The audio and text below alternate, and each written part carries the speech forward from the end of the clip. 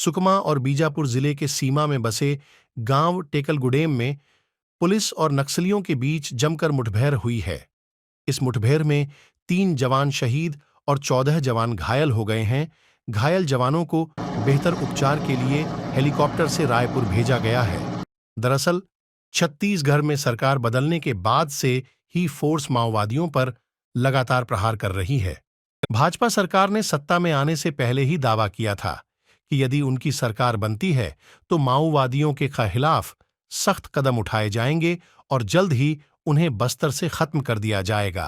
एक बार फिर से कमल फूल की सरकार लगा दो, पूरे छत्तीसगढ़ को हम नक्सल समस्या से मुक्त कर देंगे।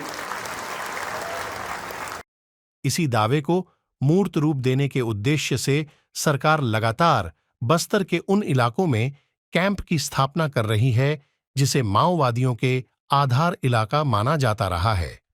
टेकलगुडेम भी माओवादियों के बटालियन का इलाका माना जाता है और आज इस इलाके में भी सुरक्षा बलों ने एक नए कैंप की स्थापना की है। इस दौरान जवानों को माओवादियों के भीषण हमले को झेलना पड़ा। बताया जा रहा है कि लगभग 4 घंटे तक चली इस मुठभेड़ में माओवादियों ने जमकर फायरिंग की और बड़ी संख्या में बीजीएल भी दागे हैं, जिसके चपेट में आकर 3 जवान शहीद और 14 जवानों के घायल होने की जानकारी पुलिस अधिकारियों ने दी है। बस्तर क्षेत्र के नक्सल प्रभावित इलाका में नक्सलवादी अभियान साथ साथ क्षेत्र की जनता को मूलभूत सुविधा से उन्हें लाभान्वित करने के लिए लगातार विगत दिनों में नवीन सुरक्षा कैंप स्थापित किए गए थे। इस सिलसिला में आज जिला सुकमा एवं बीजापुर के सीमावर्ती टेकलगुडेम इलाका में नवीन कैंप स्थापित की जा रही थे। कैंप स्थापना के लिए हमारा आउटर कॉर्डन में सुरक्षा बल तैनात थे। इस दौरान माओवादी को पेट्रोल नंबर 1 MCRC यानी फॉर्मेशन का माओवादी द्वारा जो हमारा आउटर कॉर्डन में जो लगा हुआ कोबरा और STF, DRG, CRPF के बल के साथ उनकी मुठभेड़ हुई। मुठभेड़ में हमारे जवान द्वारा काफ़ी मुंह तोड़ जवाब दिए गए थे। उसमें संभवतः माओवादी को कम से कम 6 कैडर मारा जाने का हमारे पास अभी विजुअल्स प्राप्त हुई हैं। साथ साथ इस घटना के दौरान हमारा जो 3 जवान हैं उनमें से 2 कोबरा 201 बैटलियन का और एक CRPF 150 वाहिनी का 3 जवानों का शहादत हुई है।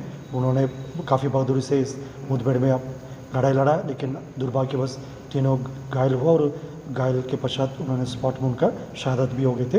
अन्य जो 14 हमारा जवान हैं जिन्हें स्प्लिंटर इंजरी और मामूली चोट आए थे, उन्हें तत्काल अभी हेलीकॉप्टर के माध्यम से इवैक्यूएट करके जबलपुर मेडिकल कॉलेज एवं रायपुर में 2 अन्य हॉस्पिटल में उनका इलाज की जा रही है। सभी जवान अभी खतरा से बाहर हैं, उनका इलाज अभी लगातार जारी, उनका कंडीशन स्टेबल बताई जा रहा है और आसपास इलाके में अभी लगातार एडिशनल रीइंफोर्समेंट पार्टी के साथ कार्रवाई की जा रही है।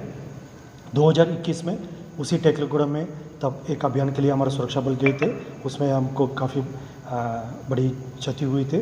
उनमें से हमारा 23 जवान का शहादत भी हुआ और हमारा इरादा है उन इलाका में जो माओवादी के एक मजबूत गढ़ माना जाता है, उन इलाका में हम नियमित रूप से उपस्थित रहकर क्षेत्र की जनता को माओवादी उनके गतिविधि से मुक्ति दिलाने के साथ साथ विकास कार्य को भी गति देने के उद्देश्य से कैंप स्थापित की जा रही है। आज का एक घटना के बावजूद हमारा इरादा मजबूत है, हम पीछे नहीं हटेंगे, वो कैंप यथावत स्थापित रहेगा और आने वाले समय और मजबूती से माओवादी के खिलाफ लड़ाई लड़ने के लिए ये कैंप एक महत्वपूर्ण भूमिका निभाएगा। तीनों शहीद जवान को हम नमन करते हैं, उन्होंने काफ़ी बहादुरी से इस लड़ाई लड़ा है।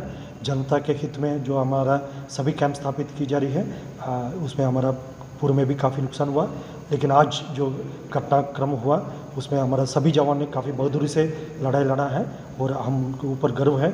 उन तीनों जवानों की शहादत को हम नमन करते हुए उनकी बलिदान को व्यर्थ नहीं होने देगा, उनकी बलिदान को सम्मान करने के उद्देश्य से ये कैंप और मजबूती से स्थापित रहेगा और आने वाले समय में और मजबूती से हम आगे कार्रवाई करेंगे। टेकलगुडेम वह इलाका है जहां 2021 में माओवादियों ने 23 जवानों की हत्या की थी।